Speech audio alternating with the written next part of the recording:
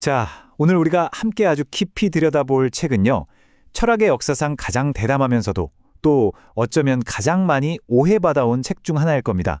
바로 스피노자의 에티카입니다. 이 책은 그냥 좋은 생각들을 모아놓은 그런 책이 아니에요. 이건 신과 우주 그리고 우리 인간의 행복에 대한 모든 것을 마치 한치의 오차도 없는 기하학 증명처럼 엮어낸 거대한 하나의 시스템입니다. 오늘 우리는 그 장대한 설계도의 첫 페이지를 함께 펼쳐보려고 합니다. 에티카를 딱 펼쳤을 때 가장 먼저 눈에 띄는 건 바로 그 형식이에요. 정말 독특하거든요. 스피노자는 마치 거대한 건축물을 짓는 건축가 같아요. 가장 먼저 절대로 무너지지 않을 단단한 기초, 바로 정의를 내립니다. 그리고 그 위에 논리의 기둥이라고 할 수 있는 공리를 세우죠. 그런 다음에 명제라는 층을 하나씩 아주 꼼꼼하게 빈틈 하나 없이 쌓아 올립니다. 그는 이 견고한 구조를 통해서 신과 자연 그리고 인간의 마음을 거쳐 행복에 이르는 그 모든 길을 보여주려고 한 거예요. 감정이나 막연한 믿음이 아니라 오직 순수한 이성의 힘만으로 말이죠. 자, 그럼 스피노자의 우주로 들어가려면 먼저 그의 작업 방식을 알아야겠죠. 그의 유일한 도구는 바로 논리입니다. 여러분, 유클리드 기하학 아시죠? 유클리드가 점은 부분이 없는 것이다, 선은 폭이 없는 길이다 같은 아주 단순하고 누구도 부정할 수 없는 정의에서 시작해서 그 복잡하고 아름다운 기하학의 세계 전체를 건설했잖아요. 스피노자가 하려는 게 바로 그거예요. 가장 근본적이고 명백한 진리에서 출발해서 논리적인 계단을 하나씩 정말 한 걸음 한 걸음 꼼꼼하게 밟아 올라가는 겁니다. 바로 이겁니다. 이게 그의 출발점이자 모든 것을 관통하는 원칙이에요. 이건 마치 철학의 성배를 찾는 과정과도 같아요. 다른 어떤 것에도 의존하지 않고 다른 무언가에 의해 설명될 필요도 없이 오롯이 스스로 존재하는 절대적인 진리를 찾는 거죠. 모든 지식과 논증을 쌓아 올릴 수 있는 절대로 흔들리지 않는 단단한 반석을 찾는 작업이라고 할 수 있습니다. 스피노자는 오직 이 반석 위에서만 참된 삶의 체계를 세울 수 있다고 굳게 믿었던 겁니다. 그럼 이제 스피노자가 마침내 찾아낸 그 흔들리지 않는 반석이 대체 무엇인지 한번 살펴볼 시간입니다. 그의 전체 철학 시스템은 지금부터 우리가 보게 될 몇 가지 아주 결정적인 정의들 위에 세워져 있어요. 그리고 이 정의들은요, 아마 여러분이 지금까지 생각해왔던 신, 실체, 이런 근본적인 개념들에 대한 생각을 완전히 정말 180도 뒤바꿔 놓을지도 모릅니다. 자, 그럼 그가 제시하는 정의들을 하나씩 차근차근 따라가 보시죠. 자, 첫 번째 벽돌입니다. 바로 자기 원인이라는 개념인데요. 처음 들으면 좀 이상하게 들릴 수 있어요. 스스로가 원인이라고? 네, 맞습니다. 보통 세상의 모든 것에는 원인이 있잖아요. 제가 지금 말하는 원인은 이 책에 대해 이야기하고 싶기 때문이고 이 책이 존재하는 원인은 스피노자가 썼기 때문이죠. 하지만 모든 원인의 원인, 그 맨 처음 시작점은 대체 무엇이 원인일까요? 스피노자는 그 궁극적인 무언가는 스스로가 자신의 존재 원인이라고 말합니다. 다른 외부의 힘이 필요 없이 그 본질 자체가 존재하는 것이어서 존재할 수밖에 없는 것. 마치 묘비우스의 띠처럼 시작과 끝이 맞물려 있는 그런 개념이죠. 모든 존재의 궁극적인 출발점이자 근거가 되는 정말 중요한 아이디어입니다. 다음으로 그는 유한하다는 것이 뭘 의미하는지 아주 명확하게 정의합니다. 이게 왜 중요하냐면 앞으로 나올 무한한 실체를 제대로 이해하기 위한 아주 결정적인 발판이 되기 때문이에요. 예를 들어 볼게요. 제 앞에 있는 이 책상은 유한합니다. 왜냐하면 이 방이라는 더 큰 공간에 의해 그 크기가 제한되니까요. 그쵸? 또 슬픈 생각이라는 것도 유한해요. 왜냐하면 즐거운 생각에 의해 밀려나거나 제한될 수 있으니까요. 자, 근데 여기서 정말 중요한 포인트가 있습니다.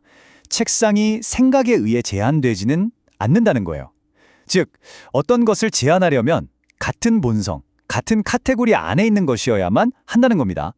물체는 물체에 의해서만, 생각은 생각에 의해서만 제한된다는 이 규칙 꼭 기억해두세요. 나중에 아주 중요하게 쓰입니다. 그리고 마침내 스피노자 철학의 심장부라고 할 수 있는 핵심 개념, 실체가 등장합니다. 실체란 무엇일까요? 바로 궁극적인 현실 그 자체입니다. 다른 어떤 것에도 의존하지 않고 독립적으로 존재하며 다른 무언가를 끌어올 필요 없이 그 자체만으로 완벽하게 이해될 수 있는 것. 혹시 기억나시나요? 우리가 맨 처음에 이야기했던 흔들리지 않는 반석의 조건 말이에요.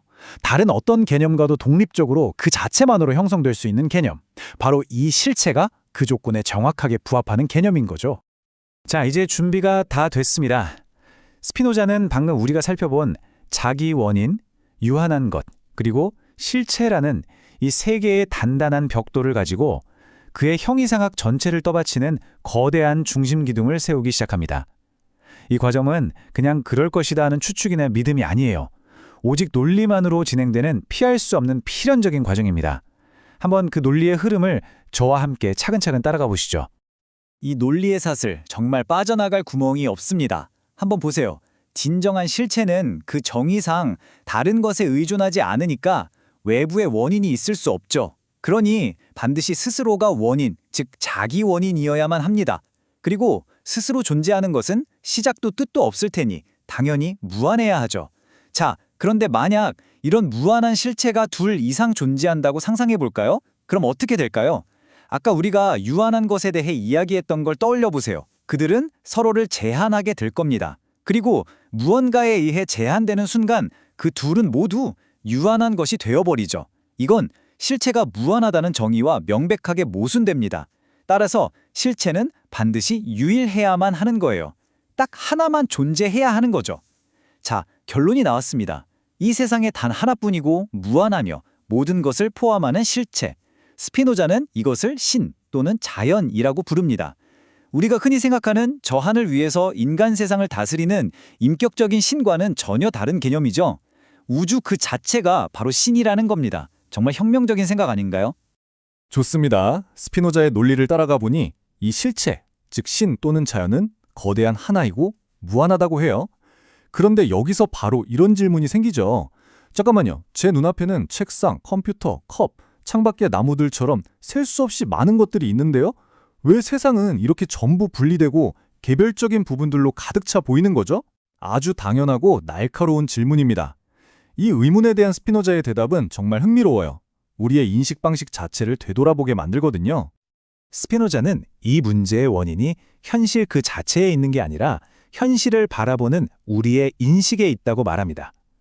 우리가 세상을 이렇게 분리된 것들의 집합으로 보는 경향은 현실을 인식하는 두 가지 다른 방식, 그러니까 상상력과 지성을 혼동하기 때문에 생긴다고 설명해요. 바로 이 표가 그 핵심을 보여줍니다. 먼저 우리에게 아주 익숙한 산상력이 있습니다. 이건 우리의 감각을 통해 세상을 피상적으로 겉으로 보이는 대로 파악하는 방식이에요. 이 상상력의 눈으로 보면 세상은 유한하고 나눌 수 있는 부분들의 집합으로 보이죠. 책상, 의자, 나무, 사람, 모든 게 다 따로따로 분리된 개체로 보입니다. 이게 우리의 일상적인 경험이죠. 하지만 스피노자는 여기에 더 깊은 차원의 인식이 있다고 말합니다. 바로 지성입니다. 우리의 이성이 제대로 작동할 때 우리는 이 모든 분리된 것처럼 보이는 것들의 근원에 있는 실체 그 자체가 사실은 무한하고 결코 나눌 수 없는 거대한 하나라는 것을 이해하게 된다는 거죠. 스피노자는 물을 비유로 들어서 이 차이를 아주 멋지게 설명합니다. 우리는 상상력을 통해서 물 한 컵을 여러 잔으로 나누거나 강과 바다를 서로 다른 것이라고 분리해서 생각할 수 있죠. 하지만 물의 가장 근본적인 속성, 즉 공간을 차지하고 있다는 그 속성 자체를 나눌 수가 있을까요? 스피노자는 이걸 연장해라고 부르는데 이 연장 자체는 나눌 수가 없다는 겁니다. 바다를 생각해 보세요. 수많은 파도들이 제각각 다른 모양으로 일어나고 사라지는 것처럼 보이지만 그 모든 파도가 속한 바다는 결국 하나잖아요. 우리의 감각과 상상력은 개별적인 파도 하나하나에 머무르지만 지성은 그 모든 파도들을 가능하게 하는 바다 전체를 꿰뚫어 보는 것과 같습니다. 이 단일한 실체로서의 현실, 그러니까 바다와 파도의 관계를 좀 더 명확하게 설명하기 위해서 스피노자는 자연을 바라보는 두 가지 방식을 구분하는 아주 결정적인 개념을 하나 더 도입합니다. 이것은 창조하는 힘과 그로 인해 창조된 결과물 사이의 관계를 설명하는 정말 중요한 개념이에요. 스피노자는 능산적 다연과 소산적 자연을 구분합니다. 이름이 라틴어라 좀 어려워 보이지만 개념 자체는 아주 명확해요. 능산적 자연은 말 그대로 생산하는 자연, 즉 능동적이고 창조적인 과정으로서의 자연을 말합니다. 이건 신과 그 영원한 속성들, 다시 말해 우주를 움직이는 근본 법칙 그 자체를 의미해요. 반면에 소산적 자연은 그 법칙으로부터 생산된 모든 결과물, 즉 우리가 보고 경험하는 이 세상의 모든 개별적인 사물들, 스피노자의 용어로는 양태들의 총체인 우주 전체를 가리킵니다. 비유하자면 능산적 자연이 중력의 법칙이라면 소산적 자연은 그 법칙에 따라 떨어지는 사과이고요. 능산적 자연이 DNA의 설계도라면 소산적 자연은 그 설계도로 만들어진 세상의 모든 생명체라고 할 수 있습니다. 자, 그런데 여기서 가장 중요한 점은 이게 절대로 두 개의 다른 자연이 아니라는 겁니다. 마치 동전의 앞면과 뒷면처럼 능산적 자연과 소산적 자연은 분리할 수 없는 하나의 실체를 이해하는 두 가지 방식일 뿐이에요. 창조하는 힘과 창조된 결과물이 따로 존재하는 게 아니라 우주라는 하나의 현실 안에서 완벽하게 하나로 존재한다는 거죠. 신이 저 우주 바깥에서 세상을 짠 하고 만드는 게 아니라 신이 곧 우주의 창조적인 과정 그것 자체라는 겁니다. 자, 이렇게 신과 자연에 대한 탄탄하고 정교한 기초를 쌓은 스피노자는요, 이제 이 강력한 논리를 무기 삼아서 그가 보기에 인간의 모든 오류와 미신, 그리고 불필요한 고통의 가장 큰 원천인 한 가지 믿음을 정면으로 공격합니다. 바로 목적론, 즉 세상 모든 것에는 어떤 목적이 있다는 믿음입니다. 그는 이렇게 주장합니다. 사람들은 태어나서부터 자신의 이익과 욕망을 추구하는데 아주 익숙합니다. 그래서 세상을 둘러볼 때도 모든 것을 이게 나한테 유용한가 아닌가 라는 잣대로 판단하죠. 눈은 보기에 편리하고 이빨은 음식을 씹기에 좋고 해는 우리에게 따뜻함을 주니까 아주 유용합니다. 그런데 여기서 인간은 치명적인 논리적 비약을 저지른다는 거예요. 와, 이 모든 게 나를 위해 만들어졌구나. 어떤 위대한 존재가 우리 인간을 위해 이 모든 것을 의도적으로 설계한 게 틀림없어. 라고요. 이런 인간 중심적인 생각은 우리로 하여금 자연현상을 마주할 때 끊임없이 왜? 라는 질문을 목적의 관점에서 묻게 만듭니다.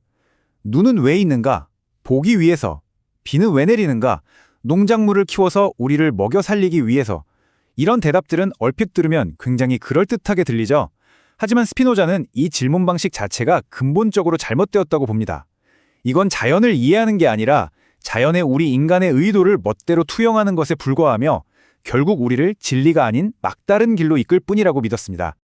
스피노자는 이 점을 아주 유명하고 생생한 예시로 설명합니다. 지붕에서 돌멩이 하나가 떨어져서 어떤 사람의 머리 위로 떨어졌고 그 사람은 안타깝게도 죽었습니다. 목적론에 빠진 우리는 이 우연처럼 보이는 사건에 어떤 특별한 목적이나 신의 뜻이 있을 거라고 생각하고 그 이유를 찾으려고 하죠. 왜 하필 그때 돌이 떨어졌을까? 왜 그는 하필 그 길을 걷고 있었을까? 친구의 초대는 어떤 의미가 있었을까? 이렇게 원인의 원인을 찾아서 끝없이 거슬러 올라갑니다. 하지만 이 인과관계의 사슬은 끝이 없습니다. 추적하고 추적하다가 결국 우리의 알미, 막다른 길에 부딪히면 우리는 어떻게 하죠? 그냥 포기하고 그 모든 것을 설명 불가능한 신의 뜻이라고 돌려버립니다. 스피노자에게 이것은 진짜 설명이 아니에요. 이건 단지 나는 더 이상 모르겠습니다. 라는 무지를 고백하는 것이며 불편한 진실을 마주하는 대신 신의 뜻이라는 안락한 허구 속으로 도망치는 행위일 뿐입니다. 무지라는 성역, 정말 강력하고 통렬한 표현 아닌가요? 그렇다면 스피노자의 시스템에서 진실은 무엇일까요? 그것은 훨씬 더 단순하고 어쩌면 좀 냉정하게 들릴 수도 있습니다. 자연은 그 어떤 목표도 가지고 있지 않습니다. 모든 것은 그저 필연적인 자연 법칙에 따라 일어날 뿐입니다. 돌은 그 남자를 죽이기 위해서 떨어진 게 아니에요. 그 돌의 무게, 그 순간의 바람의 세기, 지붕의 상태, 중력의 법칙 등 수많은 물리적 원인들의 연쇄 때문에 그 순간 그 자리에 필연적으로 떨어질 수밖에 없었던 것뿐입니다. 거기에는 어떠한 의도나 목적도 선의도 악의도 없다는 거죠. 더 나아가 스피노자는 이렇게 주장합니다. 우리가 일단 세상이 우리를 위해 만들어졌다고 믿게 되면 그 믿음을 기반으로 수많은 개념들을 발명하게 된다고요. 우리에게 이로우면 선, 질서, 아름다움이라고 부르고 우리에게 해로우면 악, 혼돈, 추함이라고 부르죠. 하지만 이것들은 사물 자체에 내재된 객관적인 속성이 아닙니다. 그것들은 단지 그 사물이 우리에게 어떻게 영향을 미치는지에 대한 우리 자신의 주관적인 마음 상태를 반영하는 것에 불과하다는 거예요. 똑같은 음악도 어떤 사람에게는 세상에서 가장 아름다운 선율이지만 다른 사람에게는 그저 시끄러운 소음일 수 있는 것처럼 말이죠. 자, 이처럼 모든 것이 신적인 목적이 아니라 필연적인 인과관계에 따라 결정된다는 스피노자의 세계관은 우리 인류에게 정말 근본적이고도 거대한 질문을 던집니다. 만약 자연에 선과 악이 본래부터 존재하는 게 아니고 신이 상과 벌을 내리는 왕이 아니라 그저 비인격적인 자연의 시스템 그 자체라면 인간의 자유의지나 도덕은 대체 어떻게 되는 걸까요? 우리는 어디에서 우리 삶의 의미와 목적을 찾아야 하는 걸까요? 이 거대한 질문이 바로 우리를 에티카의 다음 부분, 즉 인간의 정신과 감정에 대한 심오한 탐구로 이끌게 될 겁니다. 자, 스피노자의 에티카. 그 두 번째 이야기를 시작해 볼까요? 저희가 일부에서 뭘 했었는지 기억나시죠? 우주 전체를 아우르는 아주 거대한 지도를 한번 펼쳐봤습니다. 근데 그 지도 참 특이했어요. 대륙이 딱 하나밖에 없었거든요. 바로 신, 즉 자연이라고 불리는 무한한 실체였죠. 이 세상에 존재하는 모든 것들 있잖아요. 저 멀리 반짝이는 별이나 지금 이 목소리를 듣고 계신 바로 당신까지도요. 이 모든 게 결국 그 단 하나의 실체가 모습을 바꾼 것, 그러니까 변양에 불과하다, 이런 결론을 내렸었죠. 모든 건 신 안에 있고 오직 신을 통해서만 이해할 수 있다. 이 엄청난 관점, 이걸 딱 기억하시고 이제 그 거대한 지도는 잠시 옆에 두고 우리 자신에게로 아주 가까이 돋보기를 한번 들이대볼 시간입니다. 그럼 말이죠. 여기서 정말 거대한 질문이 하나 생겨요. 신이 모든 거고 모든 게 신 안에 있다면 대체 나라는 존재는 뭘까요? 이 어마어마한 실체 속에서 내 정신은 뭐고 내 몸은 또 뭘까요? 에티카 2부는 바로 이 질문에 답하기 위해서 그동안 신이라는 우주적 망원경으로 세상을 보다가 이제는 인간이라는 현미경으로 초점을 확 바꾸는 부분입니다. 인간 정신의 본성과 기원에 관하여 라는 부제처럼 말이에요. 지금부터 스피노자를 따라서 인간 존재의 가장 깊숙한 곳으로 한번 들어가 보겠습니다. 이 깊고도 본질적인 질문에 답하기 위해서 스피노자는 일부에서 그랬던 것처럼 기하학이라는 아주 엄밀한 도구를 사용해서 논리를 차곡차곡 쌓아 올립니다. 우리도 그 단단한 길을 따라서 5가지 핵심 주제를 하나씩 살펴볼 거예요. 첫째, 정신과 신체는 대체 뭐고 둘은 어떤 관계일까? 둘째, 그 관계 속에서 우리는 바깥 세상을 어떻게 인식하게 되는 걸까? 셋째, 그렇게 얻은 생각, 즉 관념과 기억의 진짜 모습은 뭘까? 넷째, 이 관념들을 통해서 우리가 얻게 되는 3가지 종류의 지식은 또 어떤 걸까? 그리고 마지막으로 진실과 거짓, 그리고 인상의 의지라는 문제에 대한 스피노자의 정말 놀라운 통찰까지 들여다볼 겁니다. 그럼 첫 번째 주제부터 바로 시작하죠. 이건 뭐 서양 철학사에서 가장 오래되고 가장 뜨거운 논쟁거리 중 하나였어요. 수세기 동안 철학자들의 머리를 아프게 했던 바로 그 문제, 정신과 신체의 관계. 여기에 대한 스피노자의 혁명적인 해답을 들어볼 시간입니다. 스피노자 바로 전에 이 문제에 대해 가장 큰 목소리를 냈던 사람이 바로 데카르트였어요. 데카르트는 정신이랑 신체는 완전히 다른 거다 이렇게 딱 잘라서 말했죠. 이걸 우리가 이원론이라고 부르는데요. 정신은 생각은 하는데 공간은 차지하지 않는 비물질적인 거고 반대로 신체는 공간은 차지하는데 생각은 못하는 물질적인 거라는 거예요. 여기서부터 이제 골치 아픈 문제가 생깁니다. 아니 이렇게 완전히 다른 둘이 어떻게 서로 영향을 줄 수 있냐는 거죠? 내가 마음속으로 팔 들어야지 생각하면 어떻게 물질 덩어리인 뇌가 그 비물질적인 명령을 딱 알아듣고 팔 근육을 움직이게 하는 걸까요? 데카르트도 고민하다가 송과선이라는 뇌의 작은 부분에서 만나는 것 같아 라고 하긴 했는데 솔직히 좀 찝찝한 대답이었죠. 그런데 스피노자가 딱 나타나서 이렇게 말하는 겁니다. 잠깐만요. 그 질문 자체가 틀렸습니다. 정신과 신체는 서로 영향을 주고받는 별개의 존재가 아니라는 거예요. 애초에 그냥 똑같은 하나인데 우리가 다른 두 각도에서 보고 있을 뿐이다. 이렇게 말하면서 철학의 판을 그냥 완전히 뒤집어 버린 거죠. 바로 이겁니다. 이게 핵심이에요. 스피노자의 심신이론론, 그 심장부라고 할 수 있죠. 에티카 2부 7번 명제의 주석에서 스피노자는 아주 명확하게 선언합니다. 정신과 신체는 하나이며 동일한 것이다. 그것은 사유라는 속성 아래에서 파악되기도 하고 연장이라는 속성 아래에서 파악되기도 한다. 자, 여기서 사유는 생각하고 느끼는 정신세계의 질서를 말하고요.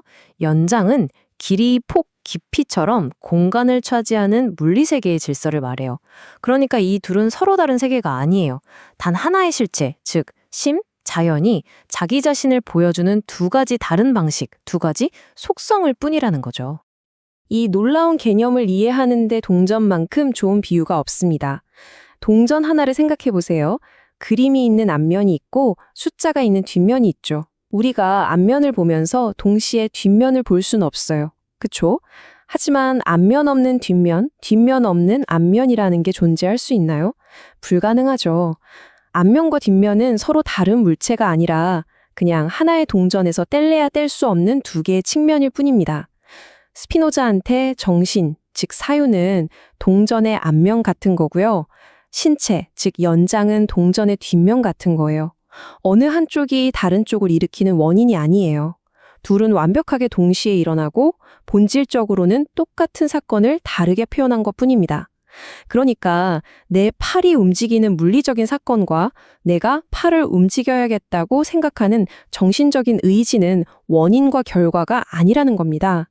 그냥 하나의 똑같은 사건을 신체의 관점에서 또 정신의 관점에서 각각 설명한 것에 불과하다는 거죠. 자, 좋습니다. 정신과 신체가 때려야 뗄 수 없는 하나라는 이 엄청난 전제를 일단 받아들여 보죠. 그렇다면 다음 질문으로 자연스럽게 넘어가게 됩니다.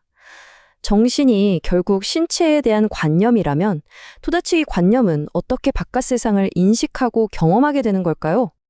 여기서 정말 흥미로운 지점이 뭐냐면요. 스피노자가 정신의 비밀을 풀기 위해서 우리를 데려가는 곳이 바로 우리의 신체라는 점이에요.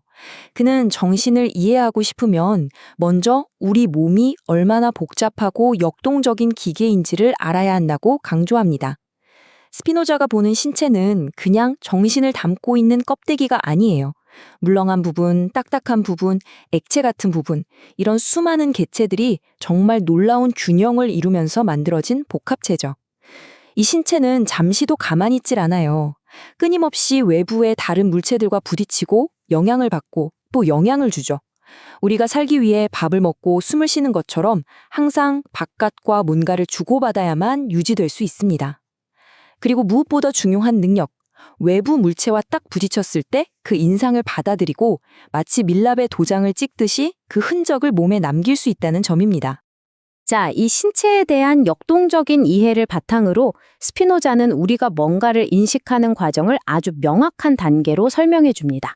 1단계, 바깥의 어떤 물체, 예를 들어 떨어지는 돌멩이가 내 몸, 가령 발에 물리적인 영향을 줍니다. 2단계, 이 충격이 내 발에 특정한 변화, 즉 변용을 일으켜요.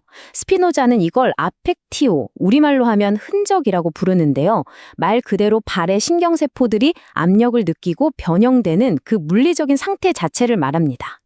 3단계, 이제 동전의 다른 면을 볼 차례입니다. 신체의 관념인 정신은 자기 대상인 신체에 이런 변화, 즉 아펙티오가 생기자마자 그걸 즉각적으로 알아챕니다. 이게 바로 아픔이라는 느낌의 시작이죠. 4단계, 이렇게 만들어진 지각이 바로 관념입니다. 여기서 결정적으로 중요한 점은 이 관념이 순수하게 돌에 대한 정보만 담고 있는 게 아니라는 거예요. 이 관념 안에는 내 발의 성격에 대한 정보와 그 변화를 일으킨 돌의 성질에 대한 정보가 뒤섞여 있다는 겁니다. 바로 이 지점에서 스피노자는 우리의 상식을 완전히 뒤집어 엎는 그의 철학에서 가장 중요한 주장 중 하나를 내놓습니다. 우리가 외부 물체에 대해 갖는 관념들은 외부 물체의 본성보다는 우리 신체의 상태를 더 많이 나타낸다. 이거 정말 중요한 말입니다. 우리가 세상을 본다고 생각하잖아요. 사실 우리는 세상 그 자체의 객관적인 모습을 보고 있는 게 아니라는 겁니다. 우리는 세상이 우리 몸이라는 스크린에 남긴 흔적, 우리 감각기관의 고유한 구조와 현재 상태를 통해서 한번 굴절되고 변형된 세상을 보고 있을 뿐이라는 뜻이죠. 아주 쉬운 예를 들어볼게요. 우리가 예쁜 장미를 보고 아, 빨갛다 라고 느끼잖아요. 그럼 우리는 당연히 그 빨간색이 장미한테 원래부터 있는 속성이라고 생각하죠. 하지만 스피노자에 따르면 그 붉은색은 장미 안에 있는 게 아니에요. 그건 특정 파장의 빛이 장미 표면에서 반사돼서 우리 눈의 망막세포를 자극하고 그 신호가 뇌에서 처리된 결과물, 즉 우리 몸과 빛이 상호작용해서 만들어낸 관념일 뿐입니다. 만약에 우리 눈이 벌처럼 자외선을 볼 수 있게 다르게 생겼다면 우리는 똑같은 장미를 보고도 전혀 다른 색깔과 무늬를 보게 될 거예요. 이처럼 우리가 경험하는 세상의 모든 느낌, 색깔, 소리, 맛은 대상의 객관적인 속성이 아니라 우리 신체의 독특한 구조가 외부 세계와 만나서 만들어내는 지극히 주관적인 경험의 결과물이라는 겁니다. 자, 지금까지 외부 세계가 우리 몸에 영향을 줘서 인식이 어떻게 일어나는지 살펴봤습니다. 우리의 모든 경험이 관념이라는 형태로 정신에 나타난다는 걸 알게 됐죠. 그럼 이제 한 걸음 더 들어가서 이 관념이라는 건 정확히 뭘까요? 그리고 수없이 생겨나는 이 관념들은 어떻게 우리 안에 기억으로 쌓이고 서로 연결되는 걸까요? 스피노자는 관념이라는 말을 굉장히 특별한 의미로 씁니다. 그는 관념을 사유하는 것으로서의 정신에 의해 형성되는 정신적 개념작용이라고 정의하는데요. 여기서 그가 그냥 외부 자극을 받아들이는 지각이라는 말 대신 정신의 활동성을 강조하는 개념작용이라는 단어를 굳이 고른 이유가 중요합니다.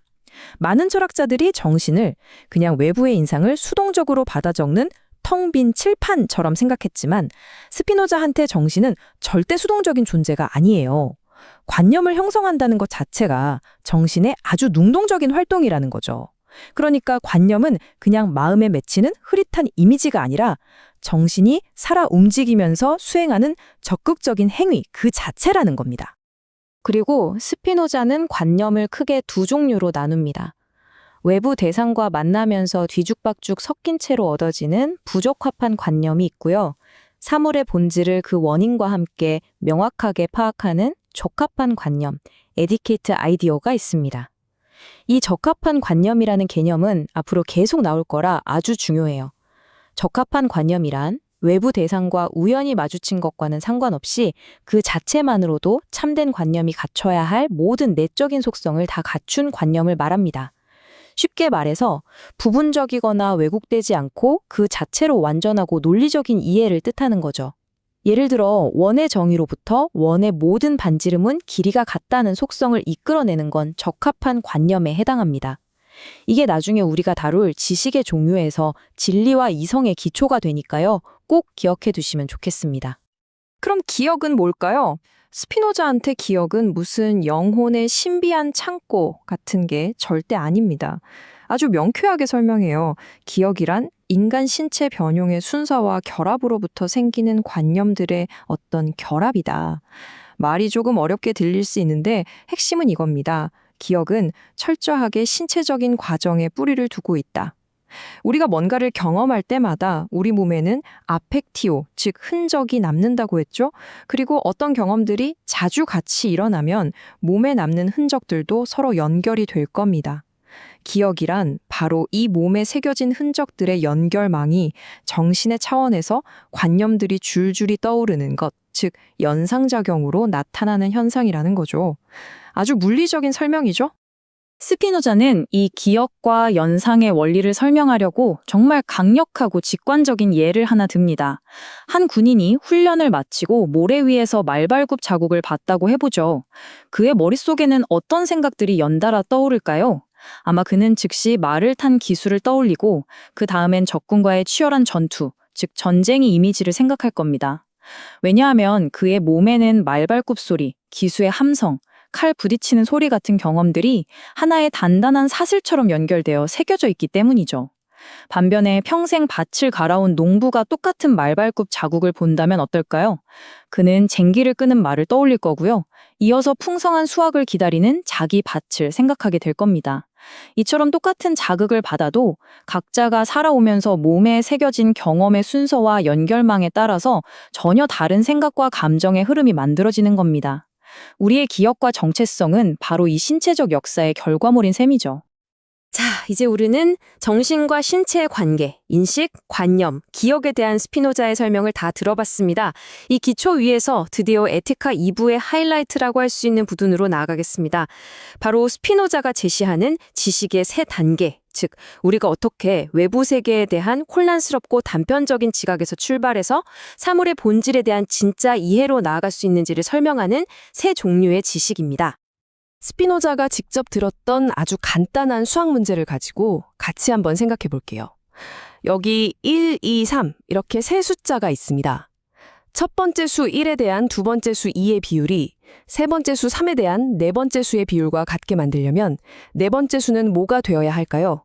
그러니까 1대 2는 3대 얼마일까요?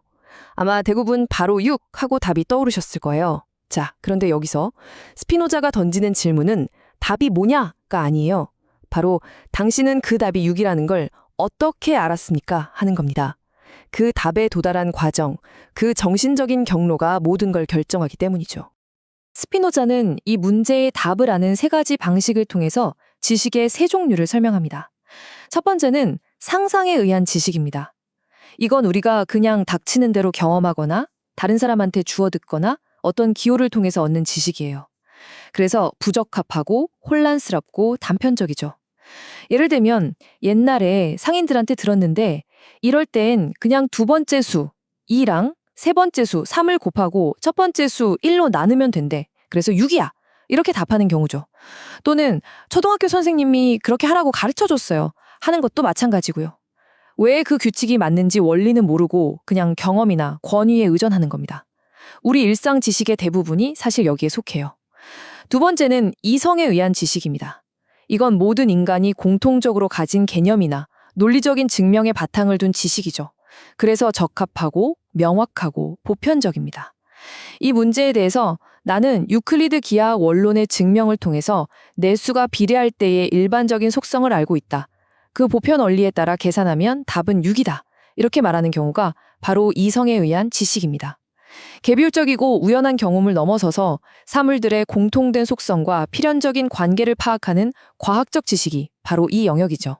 마지막 세 번째는 직관에 의한 지식입니다.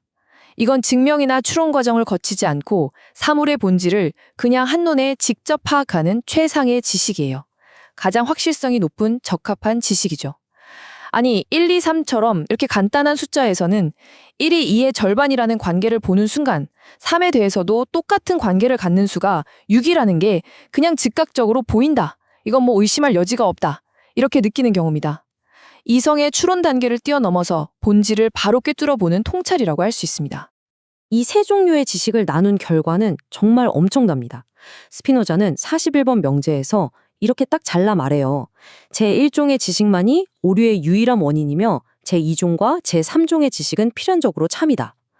이게 무슨 뜻이냐면 오류, 즉 거짓말이라는 게 무슨 악마처럼 실체가 있는 게 아니라는 겁니다. 오류는 단지 알미 부족한 상태, 즉 우리가 상상을 통해서 사물을 부분적이고 혼란스럽게 파악할 때 생겨나는 지성의 결핍 상태일 뿐이라는 거죠. 반면에 이성과 직관을 통해서 사물의 필연적인 원인과 관계를 파악할 때 우리는 절대 오류에 빠질 수 없고 항상 진리에 도달하게 된다는 겁니다. 자, 이제 이 모든 논의를 바탕으로 마지막 주제로 넘어가 보겠습니다. 우리는 지식의 종류를 통해서 진리와 오류가 어디서 오는지 알게 됐어요. 그렇다면 우리가 뭔가를 믿는다거나 선택한다고 말할 때 작동하는 의지라는 건 뭘까요? 스피노자는 여기서 우리가 너무나 당연하게 믿고 있는 자유로운 선택이라는 개념이 사실은 환상에 불과하다고 논증합니다. 전통적으로 특히 데카르트 철학에서는 의지를 지성과는 다른 독립적인 능력이라고 봤어요. 무한한 자유 선택의 힘 같은 거죠. 지성이 우리에게 어떤 판단을 내놓으면 의지는 그걸 받아들일 수도 있고 거부할 수도 있고 심지어 보류할 수도 있다고 생각했어요. 하지만 스피노자는 이 구분을 정면으로 반박합니다. 그는 의지와 지성은 똑같은 거라고 말해요. 스피노자에 따르면 모든 관념은 그 자체 안에 이미 긍정하거나 부정하는 힘을 포함하고 있다는 겁니다. 관념이라는 게 우리가 갤러리에서 그림 보듯이 그냥 수동적으로 쳐다보는 이미지가 아니라는 거죠. 예를 들어 삼각형이라는 관념을 갖는다는 건 곧 삼각형의 내각의 합이 180도라는 속성을 긍정하는 행위와 절대 분리될 수가 없다는 거예요. 삼각형을 이해하는 것과 그 속성을 긍정하는 건 별개의 두 가지 행동이 아니라 하나의 똑같은 정신활동이라는 겁니다. 아니, 그럼 우리는 왜 이렇게 스스로가 자유롭다고 굳게 그리고 생생하게 믿는 걸까요? 이 보편적인 착각의 원인을 스피노자는 여러 생생한 예를 들어서 해보합니다. 갓난아기는 배고플 때 자기가 자유롭게 젖을 원한다고 믿어요. 모욕을 당해서 화가 난 아이는 자기가 자유롭게 복수를 원한다고 믿고요. 술에 취한 남자는 자기가 정신을 자유로운 결정에 따라서 중요한 비밀을 막 떠들고 있다고 믿지만 다음날 술 깨면 그걸 처절하게 후회하죠. 이 모든 사례들의 공통점이 뭘까요? 바로 그들은 모두 자기 행동과 욕망은 뚜렷하게 의식하지만 그 행동과 욕망을 일으킨 복잡하고 필연적인 원인들, 예를 들면 몸의 생리적 상태나 외부 자극의 연쇄작용 같은 것들에 대해서는 전혀 의식하지 못한다는 점입니다. 자유의지에 대한 우리의 이 굳건한 믿음은 결국 원인에 대한 무지에서 비롯된 환상일 뿐이다. 이게 스피노자의 일관된 주장입니다. 우리는 우리가 뭘 원하는지는 알지만 왜 그걸 원하는지는 모르는 거죠. 이것으로 에티카 2부, 인간 정신의 본성과 기원에 관하여의 해설을 마칩니다. 우리는 정신과 신체가 동전의 양면처럼 하나이고 우리의 모든 인식은 우리 몸의 상태를 반영하며 기억은 몸에 새겨진 흔적들의 연상작용이라는 것을 봤습니다. 또 우리의 지식은 상상, 이성, 직관의 세 단계로 나뉘고 진짜 지식은 이성과 직관에서만 온다는 것도 확인했죠. 그리고 마침내 우리의 의지조차 자유롭지 않고 수많은 원인들의 사슬에 의해 필연적으로 결정된다는 어찌 보면 좀 충격적인 결론에 도달했습니다. 그렇다면 여기서 마지막이자 가장 중요한 질문이 우리 앞에 놓이게 됩니다. 우리의 선택이 자유롭지 않고 우리가 알지도 못하는 원인들과 우리 마음속의 혼란스러운 생각들에 의해 결정된다면 우리에게 진정한 자유라는 게 과연 가능할까요? 우리는 어떻게 분노, 슬픔, 욕망 같은 감정의 족쇄에서 벗어나 평온과 행복, 즉 진짜 자유를 얻을 수 있을까요? 이 절실한 질문에 대한 답을 찾아가는 여정이 바로 에티카의 다음 부분인 감정의 기원과 본성에 관하여서 계속될 것입니다. 스피노자의 에티카 5부작, 드디어 그 세 번째 이야기에 도착했습니다. 우리가 1부에서는 신, 그러니까 자연이라는 거대한 시스템의 법칙을 봤고요. 2부에서는 그 시스템 안에서 우리의 정신과 신체가 어떻게 세상을 인식하는지 알아봤죠. 자, 이제 3부에서는 우리 삶의 진짜 중심, 우리를 가장 혼란스럽게 만들면서도 또 가장 강력하게 움직이는 바로 그 힘, 인간 감정의 세계로 깊숙이 들어가서 그 작동 원리를 하나하나 해부해 보겠습니다. 어떠세요, 이 문장? 우리가 흔히 정말 마음대로 안 돼라고 말하는 사랑, 주체할 수 없는 분노, 불쑥 찾아오는 슬픔 같은 것들이 있잖아요. 이게 사실은 예측 불가능한 혼돈이 아니라는 거예요. 오히려 아주 정밀한 법칙에 따라서 착착 움직이는 마치 잘 만들어진 기계 같다는 거죠. 이게 바로 에티카 3부 전체를 꿰뚫는 가장 핵심적인 생각입니다.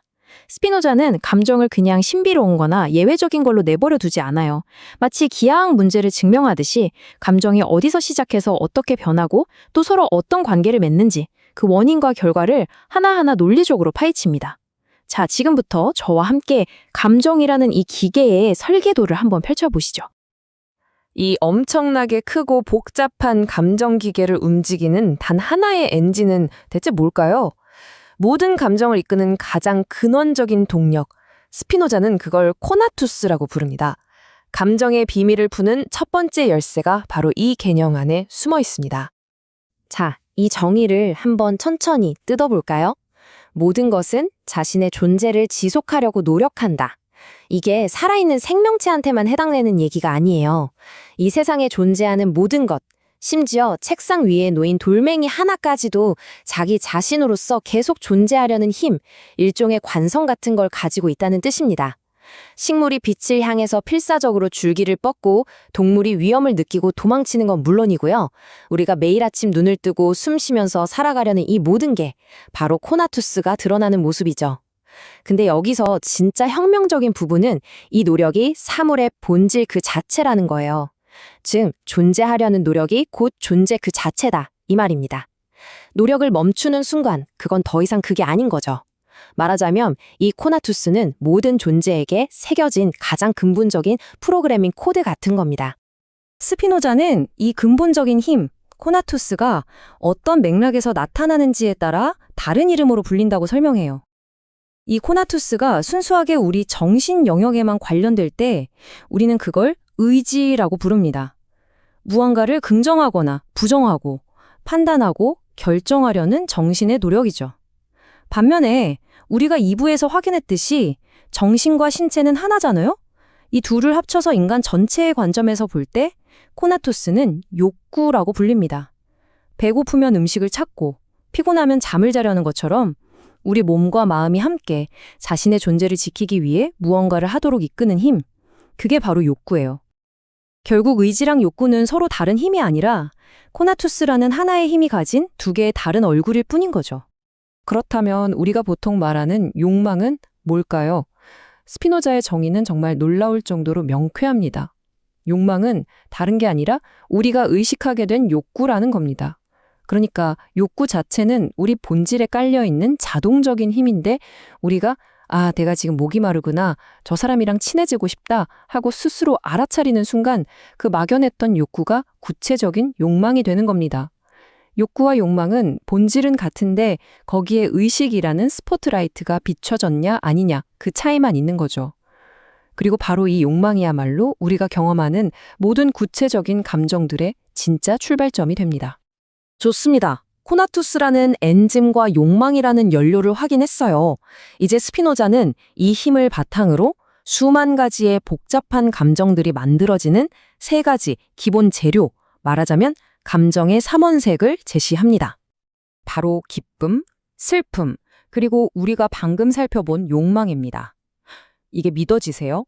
사랑, 증오, 질투, 연민, 야망, 자부심 같은 그토록 다채롭고 미묘한 감정들이 전부 이 세 가지 기본 감정의 조합과 변주일 뿐이라는 겁니다. 마치 빨강, 파랑, 노랑만으로 세상의 모든 색을 만들어낼 수 있는 것처럼 말이죠. 이건 정말 대담하면서도 혁명적인 주장이에요. 자, 그렇다면 스피노자가 말하는 기쁨과 슬픔의 정체는 대체 뭘까요? 바로 여기서 스피노자 생각의 정수가 드러납니다. 기쁨은 더 큰 완성성을 가진 행복한 상태가 아니에요. 그게 아니라 더 작은 완성성에서 더 큰 만성성으로 옮겨가는 과정, 그 이행 자체라는 겁니다. 여기서 완전성이라는 건 우리의 존재를 지속하는 힘, 즉 코나투스의 힘, 다른 말로 하면 활동 능력을 뜻해요. 어려운 문제를 풀어서 지적으로 성장했을 때, 맛있는 음식을 먹고 힘이 솟을 때처럼 나의 활동 능력이 증가하는 바로 그 역동적인 과정, 그 움직임이 바로 기쁨이라는 감정의 본질이라는 거죠. 슬픔은 정확히 그 반대입니다. 더 큰 완전성에서 더 작은 완전성으로 옮겨가는 과정이죠. 병에 걸려서 몸이 약해지거나 모욕을 당해서 마음의 힘이 쪼그라드는 것처럼 나의 활동 능력이 감소하는 바로 그 과정이 슬픔이라는 감정입니다. 기쁨과 마찬가지로 슬픔 역시 어떤 고정된 상태가 아니라 내 힘이 약해지고 있는 그 역동적인 변화의 과정 그 자체인 겁니다. 네, 바로 이겁니다. 이 슬라이드가 핵심을 정확히 보여주고 있어요. 스피노자에게 감정, 특히 기쁨과 슬픔은 고정된 상태가 아닙니다. 행복한 상태, 슬픈 상태에 머무는 게 아니고요. 내 힘이 강해지고 있거나 약해지고 있는 바로 그 움직임 자체를 우리가 감정으로 느낀다는 거예요. 이건 감정에 대한 굉장히 역동적인 이해 방식이고 앞으로 우리가 살펴볼 모든 복잡한 감정 분석에 아주 단단한 기초가 됩니다. 자, 이제 기본 재료들이 다 준비됐습니다. 기쁨, 슬픔, 욕망이라는 삼원색을 가지고 스피노자는 어떻게 인간의 가장 강력한 감정인 사랑과 증오를 만들어낼까요? 그 기계적인 조립 과정을 한번 차근차근 따라가 보죠. 사랑이 태어나는 과정은 이렇게 4단계로 아주 간단합니다. 첫째, 어떤 이유로든 나의 활동 능력, 그러니까 나의 힘이 증가해요. 둘째, 그러면 우리는 앞에서 정의했던 것처럼 기쁨이라는 감정을 느끼게 되죠. 여기까지는 순전히 내 안에서 일어나는 일이에요. 그런데 세 번째 단계에서 우리는 그 기쁨의 원인이 뭘까 생각하게 됩니다. 저 사람 때문에, 저 음악 때문에, 이 장소 때문에 내가 기쁜 거구나 하고 기쁨과 외부의 원인을 딱 연결시키는 생각을 하는 거죠. 바로 그 순간 네 번째, 우리는 그 외부 원인을 사랑하게 됩니다. 정말 간단하고 기계적인 과정 아닌가요? 이것이 바로 스피노자가 내린 사랑의 최종 정의입니다. 그렇게 신비롭고 복잡하게만 보였던 사랑의 본질은 결국 기쁨 더하기 그 기쁨의 원인에 대한 생각, 이거라는 거죠. 어떤 사람이든 음악이든 장소든 나에게 활동 능력의 증가, 즉 기쁨을 주고 내가 바로 저것 때문에 내가 기쁜 거야 라고 인식하는 순간 나의 사랑이 시작되는 겁니다. 이 정의에 따르면 사랑은 결코 맹목적인 감정이 아니라 나의 상태의 변화와 외부 원인에 대한 인식이 결합된 지극히 논리적인 과정의 결과물인 셈이죠. 증오가 태어나는 과정은 사랑의 과정을 정확히 거울처럼 뒤집어 놓은 거예요. 첫째, 어떤 외부 요인 때문에 나의 활동 능력이 감소합니다. 둘째, 그러면 우리는 슬픔이라는 감정을 느끼게 되겠죠. 그리고 셋째, 우리는 그 슬픔의 원인을 찾습니다. 저 사람 때문에, 저 사건 때문에 내가 지금 이렇게 고통스러워 라고 슬픔과 외부 원인을 연결하는 생각을 하는 순간, 넷째, 우리는 그 외부 원인을 증오하게 됩니다. 그래서 증오에 대한 스피노자의 최종 정의가 나옵니다. 증오란 슬픔 더하기 그 슬픔의 원인에 대한 생각입니다. 사랑과 똑같이 증오 역시 맹목적인 분노가 아니라 나의 힘이 줄어드는 과정과 그 원인에 대한 인식이 결합해서 만들어지는 감정이라는 거죠. 이렇게 스피노자는 사랑과 증오를 선과 악이라는 도덕적인 판단에서 완전히 꺼내서 힘의 증가와 감소라는 순수한 역학의 원리로 설명해버립니다. 자, 그러면 사랑이랑 증오가 막 뒤섞이는 복잡한 감정은 어떻게 설명할 수 있을까요? 스피노자는 마음의 동요라는 아주 재미있는 개념을 제시해요. 예를 들어서 나한테 큰 기쁨을 주지만 동시에 가끔 슬픔도 주는 대상, 가족이나 연인이 있다고 해봐요. 그러면 우리는 그 대상을 향해서 사랑과 증오를 동시에 느끼면서 마음이 계속 흔들리게 됩니다. 우리가 흔히 말하는 애증 관계가 바로 이 마음의 동요의 완벽한 예시죠. 또 연민은 다른 사람의 불행이라는 외부 원인에 대한 생각이 나에게 슬픔을 일으키는 경우인데 이건 증오랑 거의 똑같은 메커니즘을 가지고 있어요. 이처럼 기본 감정들의 조합만으로도 이렇게 복잡한 심리 상태를 명쾌하게 설명해내는 것. 이게 바로 스피노자 방식의 진짜 힘입니다. 네 번째 주제로 넘어가겠습니다. 지금까지는 개인의 내면에서 감정이 어떻게 생겨나는지를 봤어요. 하지만 우리 감정은 결코 혼자 고립되어 있지 않잖아요. 다른 사람에게서 계속 영향을 받고 또 영향을 줍니다. 스피노자는 이 감정의 사회적인 전염 현상 또한 아주 기계적인 원리로 설명합니다. 이 문장이 감정 전염의 핵심 원리를 그대로 담고 있습니다. 여기서 정말 중요한 단어는 상상이에요. 우리가 직접 경험하지 않았더라도 다른 사람들이 어떤 대상을 사랑하거나 미워한다고 상상하는 것만으로도 우리 역시 그 대상을 똑같이 사랑하거나 미워하게 된다는 겁니다. 친구가 열광하는 가수를 나도 모르게 좋아하게 되거나 사회적으로 비난받는 대상을 나도 왠지 모르게 부정적으로 보게 되는 현상이 바로 이거죠. 일종의 감정의 모방 메커니즘이라고 할 수 있습니다. 이런 감정의 모방은 상황에 따라서 다른 이름을 갖게 됩니다. 우리가 다른 사람의 슬픔을 보고 그 감정을 모방해서 우리도 같이 슬픔을 느낄 때 우리는 그걸 동정이라고 부르고요. 또 다른 사람이 무언가를 간절히 원한다는 걸 상상할 때 우리 안에도 그 대상을 향한 욕망이 똑같이 생겨나는데 이게 바로 경쟁입니다. 남들이 다 사는 한정판 신발, 나도 꼭 가져야겠다고 생각하는 그 마음이 바로 이 경쟁심의 완벽한 예시죠. 이처럼 우리의 많은 감정들은 순수하게 내 안에서 나온 게 아니라 다른 사람의 감정을 거울처럼 비추는 과정에서 생겨나는 겁니다. 그런데 감정의 모방은 그냥 수동적으로 일어나기만 하는 게 아니에요. 우리는 한 걸음 더 나아가서 아주 적극적으로 다른 사람들의 감정이 나랑 똑같아지도록 노력합니다. 내가 정말 감동적으로 본 영화를 친구한테 꼭 보라고 막 추천하거나 내가 싫어하는 정치인을 다른 사람들과 같이 욕하면서 동질감을 느끼는 게 바로 이 때문이에요. 왜 그럴까요? 다른 사람들이 나랑 같은 감정을 공유하면 내 감정은 더 강해지고 내 존재, 즉 코나투스가 더 확실하게 긍정받기 때문입니다. 이게 바로 우리가 소셜미디어에서 끊임없이 다른 사람의 좋아요와 공감을 원하는 근본적인 심리적 이유이기도 한 거죠. 자, 5번째 주제입니다. 이제 우리 손에는 코나투스, 기본 감정 3가지, 그리고 감정의 모방이라는 아주 강력한 분석 도구들이 다 쥐어졌습니다. 이 도구들을 가지고 스피노자가 얼마나 더 복잡하고 미묘한 사회적 감정들까지 정밀하게 분해하고 분석해내는지 함께 확인해 보시죠. 자, 이 표를 한번 보세요. 복잡해 보이는 감정들이 얼마나 간단한 기본 요소들로 분해되는지 정말 명확하게 보여줍니다. 야망은 다른 사람들을 기쁘게 해서 인정을 얻으려는 욕망이고요. 칭찬은 다른 사람의 행동이 나를 기쁘게 했을 때 느끼는 기쁨, 비난은 그 반대죠.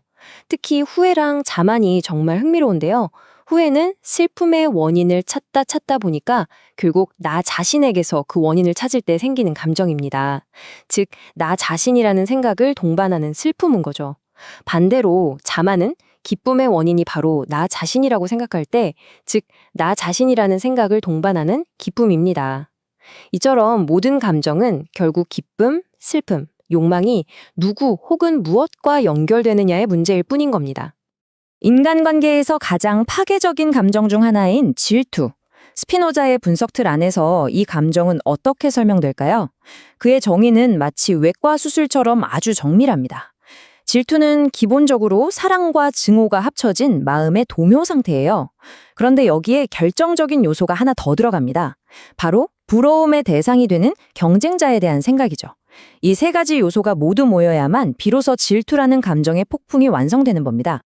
이 차트를 보시면 질투의 복잡한 구조가 한눈에 들어옵니다. 질투는 그냥 하나의 감정이 아니라 세 가지 감정의 복합체예요. 첫째, 내가 사랑하는 대상에 대한 사랑이 있죠. 둘째, 그 사랑하는 대상이 경쟁자와 관계를 맺으면서 나에게 슬픔을 주기 때문에 그 대상에 대한 증오가 동시에 생겨납니다. 이게 바로 마음의 동요 상태고요. 그리고 마지막으로 내 사랑을 빼앗아 간다고 생각되는 경쟁자에 대한 선망, 즉 부러움이 섞인 증오가 있습니다. 이 세 가지 감정이 한데 뒤엉켜서 폭발하는 상태, 그게 바로 질투의 진짜 정체인 거죠.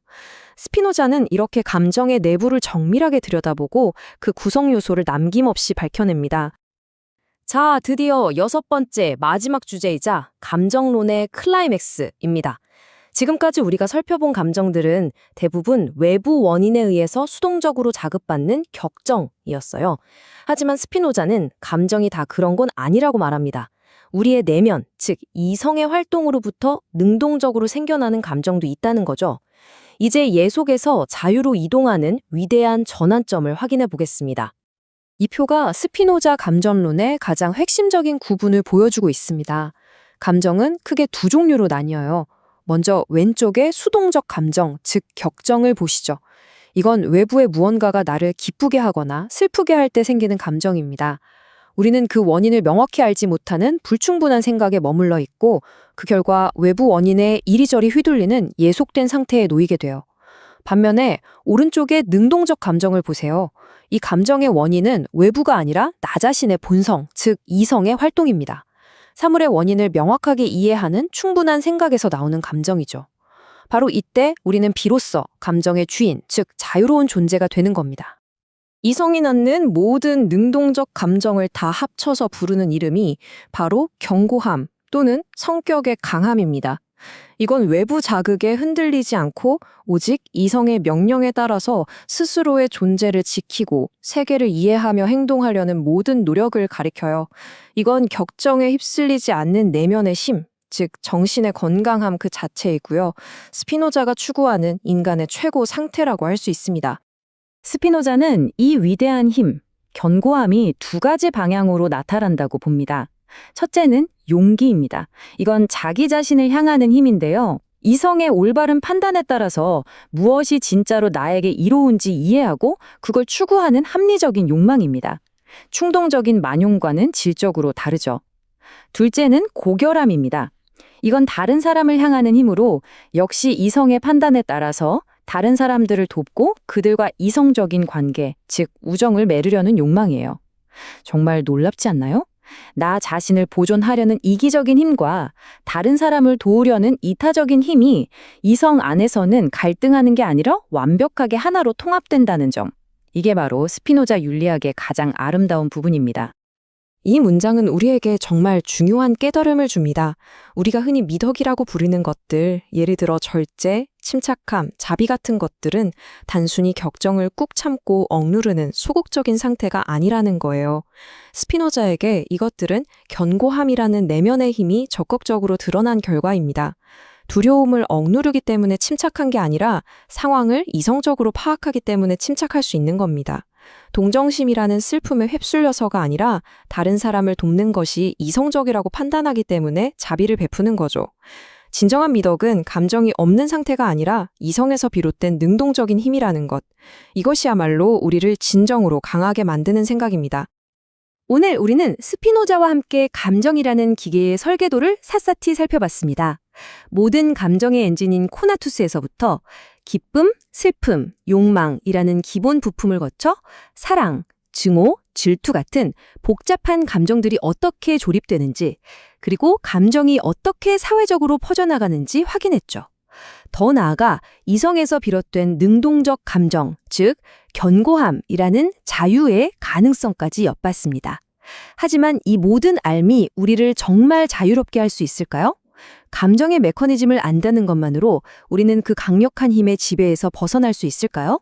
아니면 이것은 그저 우리가 감정의 노예라는 사실을 더 명확하게 확인시켜 줄 뿐일까요?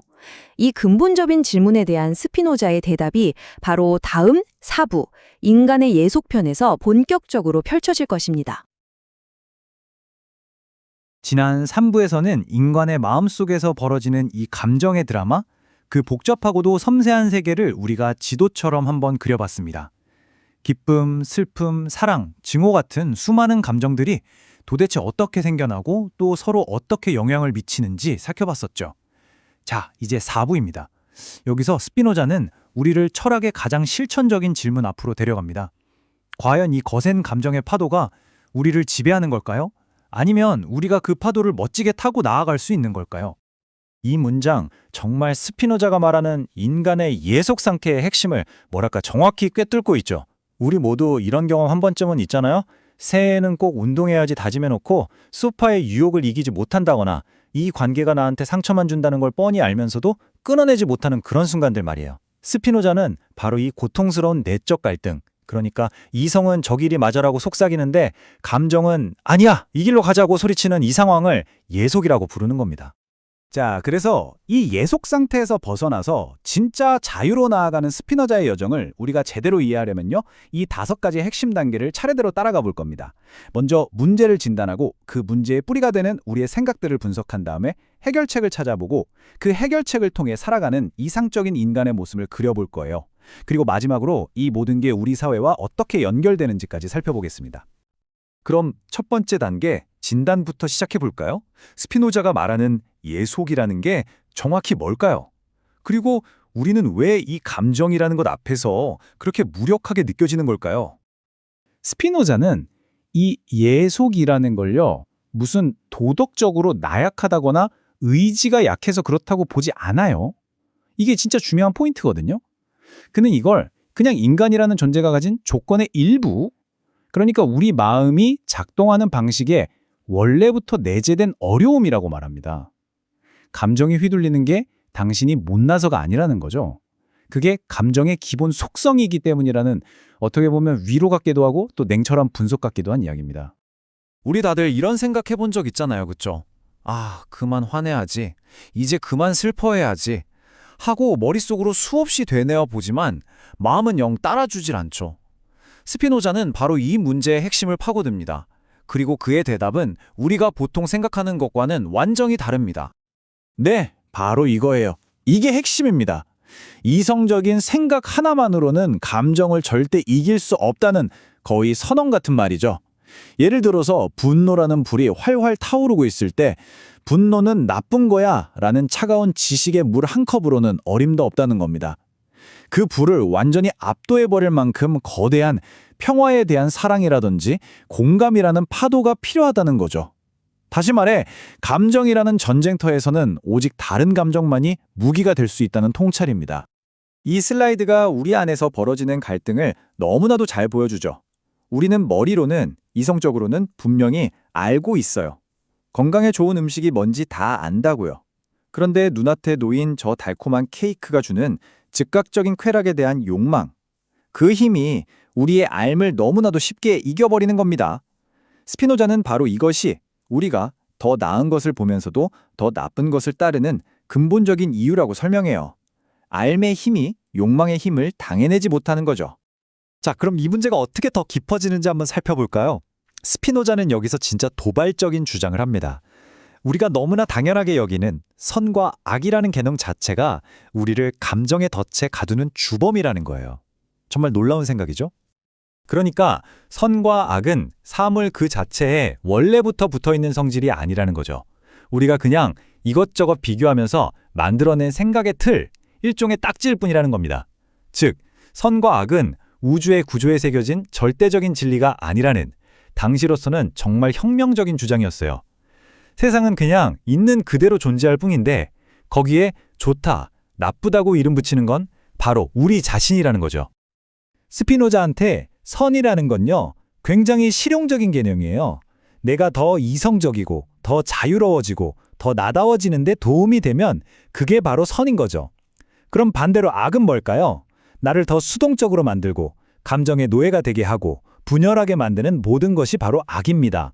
그러니까 어떤 절대적인 도덕 법칙이 아니라 나의 성장과 잠재력 실현이라는 목표에 따라서 결정되는 지극히 개인적이고 실용적인 개념인 셈입니다. 이 음악 예시를 보면 개념이 확 와닿으실 거예요. 보세요.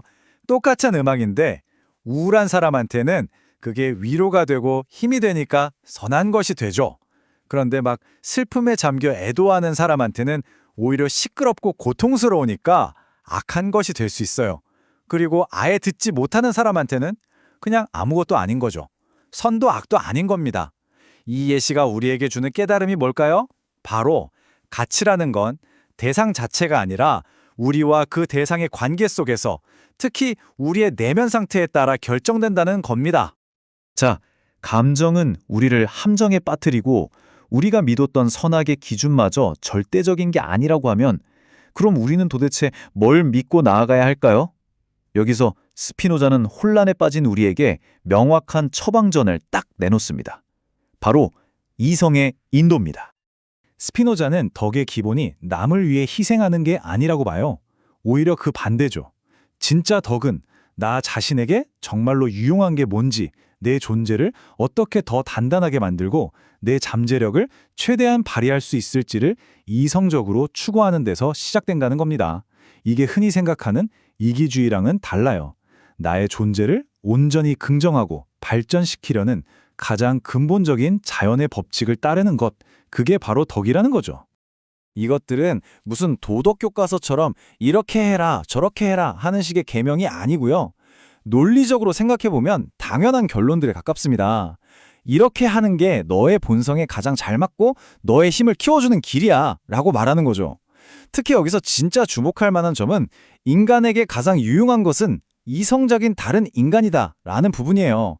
왜냐하면 이성적인 사람은 예측 가능하고 신뢰할 수 있고 서로의 이해를 도우면서 함께 성장할 수 있으니까요. 결국 나의 성장에 가장 큰 자산이 된다는 뜻입니다. 이 둘의 차이가 정말 극명하죠. 격정에서 나온 욕망은 뭐랄까 외부 자극에 이리저리 끌려다니는 맹목적인 힘 같은 거예요. 마치 꼭두각시 인형처럼 말이죠. 반면에 이성에서 비롯된 욕망은 내 안의 명확한 이해에서 출발해서 내가 주인이 되어 능동적으로 목표를 향해 나아가는 힘입니다. 결국 하나는 우리를 예속시키고 다른 하나는 우리를 자유롭게 하는 거죠. 그렇다면 이 이성의 명령을 따라서 실제로 살아가는 사람, 스피노자가 말하는 자유로운 인간은 과연 어떤 모습일까요? 스피노자는 우리 앞에 그 이상적인 인물상을 아주 상세하게 그려 보여줍니다. 예속된 인간은 누군가에게 상처를 받으면 증오라는 감정에 사로잡혀서 복수할 생각만 하죠. 하지만 이건 결국 상대방의 행동에 내 감정이 종속되는 아주 수동적인 상태일 뿐이잖아요. 반면에 자유로운 인간은 이걸 아는 겁니다. 증오를 증오로 갚는 것은 결국 자신의 감정의 감옥에 가둘 뿐이라는 사실을요. 그래서 그는 사랑과 친절이라는 더 능동적이고 강력한 감정을 선택해서 스스로를 그 굴레에서 해방시키는 길을 택합니다. 희망과 공포, 언뜻 들으면 좋은 감정 아닌가 싶을 수 있는데 스피노자는 아니라고 봐요. 왜냐하면 둘 다 미래가 불확실하다는 데서 오는 거라 근본적으로 고통이 섞여 있다는 거죠. 자유로운 인간은 이런 감정의 오르내림에 휘둘리기보다 현재 자신이 할 수 있는 것을 명확하게 이해하고 행동하려고 했습니다. 남을 도울 때도 마찬가지예요. 동정심이라는 수동적인 슬픔의 감정 때문에 돕는 게 아니라 돕는 행위가 이성적으로 옳고 모두에게 유익하다는 적극적인 이해에 따라서 행동하는 겁니다. 자유로운 인간에게 덕은 그 자체가 보상입니다. 천국에 가거나 지옥을 피하려고 혹은 다른 사람들에게 좋은 사람으로 보이려고 선을 행하는 게 아니라는 거죠. 그는 이성적으로 사는 삶, 신의를 지키고 정직하게 사는 삶이 그 자체로 가장 충만하고 힘 있는 삶이라는 것을 알기 때문에 그냥 그렇게 행동하는 겁니다. 그의 도덕성은 외부의 시선이 아니라 내면의 논리에서 나오는 거죠. 이건 용기에 대한 우리의 통념을 뒤집는 아주 멋진 통찰입니다. 스피노자에게 진짜 용기란 무모하게 위험에 뛰어드는 만용이 아니에요. 이성으로 상황을 정확히 판단해서 지금은 맞서 싸워야 할 때인지 아니면 현명하게 물러나야 할 때인지를 아는 그 정신의 평정 상태. 그게 진짜 용기라는 거죠. 피하는 것 역시 극복하는 것만큼이나 위대한 용기가 될 수 있다는 말입니다. 지금까지는 개인의 내면에 집중했잖아요. 그런데 스피노자는 이 이성적이고 자유로운 삶이 결코 혼자서는 완성될 수 없다고 말하면서 논의의 범위를 공동체로 확 넓힙니다. 이건 스피노자의 정말 유명한 선언 중 하나죠. 저 멀리 하늘 위에 있는 어떤 초월적인 존재가 아니라 바로 내 곁에서 나와 마찬가지로 이성적으로 살려고 애쓰는 다른 인간이야말로 나를 구원하고 나의 잠재력을 최고로 이끌어주는 신과 같은 존재라는 뜻입니다. 우리는 서로에게 이성을 비추는 거울이 되어주면서 함께 성장한다는 깊은 인본주의적인 생각이 담겨 있는 거죠. 여기서 우리는 국가가 어떻게 탄생했는지에 대한 스피노자의 아주 현실적인 시각을 엿볼 수 있습니다. 국가는 신이 만들었거나 자연적으로 주어진 신성한 게 아니고요. 우리 인간의 비합리적인 감정이 일으킬 혼란과 폭력을 막기 위해서 이성적으로 고안해낸 일종의 안전장치라는 겁니다. 즉, 국가는 다수의 격정을 관리해서 소수의 이성적인 사람들이 안전하게 자유를 추구할 수 있는 최소한의 조건을 마련해주는 역할을 하는 거죠. 스피노자는 이 모든 논의의 끝에서 스스로에게 정말 날카로운 질문 하나를 던집니다. 그가 제시한 이 길이 논리적으로는 너무나 타당한데 현실에서는 극소수만이 걸어가는 험난한 길이라는 걸 누구보다 잘 알고 있었던 거죠. 이 질문은 우리를 마지막 5부, 인간 자유의 최종 단계로 이끄는 완벽한 다리가 되어줍니다. 그리고 이 묵직한 한마디와 함께 우리는 인간의 예속에 대한 탐구를 마무리합니다. 이 길은 어렵습니다. 그리고 그래서 더욱 가치가 있겠죠. 자, 이제 이 어려운 길의 끝에서 우리가 마주하게 될 지성의 궁극적인 힘, 그리고 진정한 자유를 탐험할 마지막 5부를 향한 준비를 마쳤습니다. 자, 드디어 스피노자의 에티카, 그 기나긴 여정의 마지막 시간입니다. 우리는 지금까지 그의 철학을 한 걸음 한 걸음 따라왔는데요. 이제 마침내 그 모든 논의가 향하는 최종 목적지에 도착했습니다. 바로 인간의 속박이라는 상태에서 벗어나서 어떻게 인간의 자유에 이를 수 있는가, 그의 대작 4부와 5부를 통해 그 위대한 길을 함께 떠나보시죠. 좋습니다. 자, 우리 여정의 지도를 한번 펼쳐볼까요? 우리는 스피노자의 논리를 따라 마치 산을 오르듯이 차근차근 올라가 볼 겁니다. 먼저 우리가 왜 부자유한지, 인간의 속박이라는 현실의 땅에서 출발해서요. 그 다음엔 이성이라는 도구를 써서 자유로 가는 길을 찾아보고 또 정서를 다스리는 아주 구체적인 5가지 방법들도 배워볼 겁니다. 그리고 마침내 신에 대한 지적 사랑이라는 정상에 오르게 되겠죠. 마지막으로는 그 정상에서 자유로운 사람과 그렇지 않은 사람의 삶이 얼마나 다른 풍경인지 내려다보면서 우리의 여정을 마무리하겠습니다. 자, 그럼 첫 번째 단계입니다. 모든 여정은 출발점을 아는 것에서 시작하죠. 스피노자가 말하는 인간의 속박이란 대체 뭘까요? 우리가 부자유하다는 건 도대체 무슨 의미일까요? 스피노자는 4부를 바로 이 문장으로 시작합니다. 정말 강력하죠. 속박이라는 게 누가 나를 쇠사슬로 묶어놓는 게 아니라는 거예요. 진짜 문제는 우리 안에 있다는 거죠. 바로 내 감정을 내 마음대로 하지 못하는 무능함. 이것 때문에 우리는 내 삶의 주인이 아니라 그냥 외부 상황에 따라 이리저리 흔들리는 운명의 노예가 된다는 겁니다. 더 나은 것을 보면서도 더 나쁜 것을 따른다. 이 말 정말 우리에게 같지 않나요? 아, 살 빼야 되는데 하면서 밤에 치킨 시키고 내일 일찍 일어나야 되는데 하면서 새벽까지 휴대폰 보고 머리로는 아는데 마음이, 감정이 따라주질 않는 거죠. 바로 이겁니다. 내 의지의 주인이 내가 아닌 상태. 이게 바로 스피노자가 말하는 속박인 거죠. 자, 여기서 앞으로 나아가기 전에 스피노자가 던지는 아주 혁명적인 생각을 하나 짚고 가야 합니다. 바로 선과 악에 대한 건데요. 우리는 보통 착한 일, 나쁜 일이 세상에 딱 정해져 있다고 생각하잖아요. 근데 스피노자는 그게 아니라고 말해요. 선과 악은 어떤 사물이나 행동 자체에 있는 게 아니라는 겁니다. 그건 단지 우리가 세운 이상적인 나라는 모델, 그 목표에 더 가까이 가게 도와주면 선이고 그걸 방해하면 악이라는 아주 상대적인 개념이라는 거죠. 다시 말해, 나를 더 강하게 만들고 더 나은 나로 만드는 건 선, 나를 약하게 만들고 무너뜨리는 건 악. 모든 기준이 바로 나에게 있는 겁니다. 자, 이 표를 한번 보세요. 우리가 흔히 생각하는 거랑 스피노자 생각이 얼마나 다른지 딱 보이죠? 그는 음악을 예로 드는데요. 어떤 음악이 우울한 사람한테는 기분 전환이 돼서 선일 수 있지만 막 슬픔에 빠진 사람한테는 오히려 더 고통스러워서 악일 수 있죠. 또 청각장애인에겐 좋고 나쁘고가 아예 없고요. 그러니까 좋다 나쁘다는 음악 자체의 성질이 아니라는 거예요. 그걸 듣는 나와의 관계 속에서 만들어지는 생각일 뿐이라는 거죠. 세상에 절대적인 선, 절대적인 악은 없다는 겁니다. 자, 근데 여기서 진짜 어려운 문제가 나옵니다. 스피노자가 정서의 근본 법칙을 딱 제시하는데요. 우리 다 경험해봤잖아요. 아, 화내지 말아야지. 이렇게 이성적으로 생각한다고 해서 화가 없어지나요? 아니죠. 오히려 막 더 불타오를 때도 있잖아요. 스피노자는 바로 이 점을 지적합니다. 감정을 이길 수 있는 건 오직 다른 감정뿐이다. 그것도 원래 감정보다 더 강한 감정이어야만 한다는 거죠. 분노라는 불을 끄려면 그냥 꺼져라 하고 생각만 해서는 안 되고 이해나 사랑에서 오는 평온함이라는 더 강력한 물을 부어야 한다는 겁니다. 그럼 그 더 강한 긍정적 감정은 대체 어디서 구하느냐? 바로 이게 스피노자 철학의 핵심 질문이 되는 거죠. 그러니까 이 속박 상태라는 걸 한마디로 정리하면 뭐냐면요. 내가 내 삶의 주인이 아닌 거예요. 외부에서 오는 자극에 그냥 자동으로 반응하며 사는 거죠. 누가 툭 치면 화나고 칭찬 한마디에 하루 종일 기분 좋고 이게 다 뭐예요? 외부 상황에 의해 내 기분이 결정되는 거잖아요.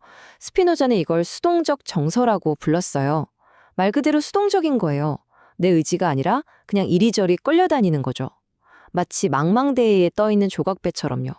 파도가 치면 흔들리고 바람이 불면 떠밀려가고 내 행복의 키를 내가 쥐고 있지 못한 상태. 이게 바로 속박입니다. 자, 지금까지 우리가 어떤 감옥에 갇혀 있는지에 대해 이야기했다면 이제 드디어 탈출할 시간입니다. 스피노자는 우리에게 그 탈출의 열쇠를 건네주는데요. 그 열쇠의 이름은 바로 이성의 힘입니다. 자, 그럼 이런 질문이 생기죠. 아까 감정은 더 강한 감정으로만 이길 수 있다면서요. 근데 의지만으로는 안 된다면서요. 그럼 도대체 그 더 강한 감정은 어디서 구하냐는 거죠. 뭐 하늘에서 뚝 떨어지기라도 하나요? 스피노자의 대답은 정말 어떻게 보면 되게 간단하면서도 아주 심오합니다. 자유로 가는 길은 감정을 억지로 누르거나 피하는 게 아니라는 거예요. 오히려 정반대입니다. 그 감정을 똑바로 쳐다보고 이게 도대체 뭔지, 어디서 왔는지, 왜 생겨났는지 아주 명확하고 뚜렷하게, 즉 명석하고 편명하게 이해하는 것. 바로 여기서부터 자유가 시작된다는 겁니다. 이게 무슨 말이냐면요. 감정이 변신을 한다는 거예요. 우리가 그냥 감정에 휩쓸려 있을 때는 수동적 정서 상태인 겁니다. 외부 원인에 그냥 반응만 하는 혼란스러운 상태죠. 그런데 우리가 그 감정을 딱 이해하는 순간 그게 능동적 정서로 바뀐다는 겁니다. 내가 그 원인을 알고 주도권을 쥐게 되는 거죠.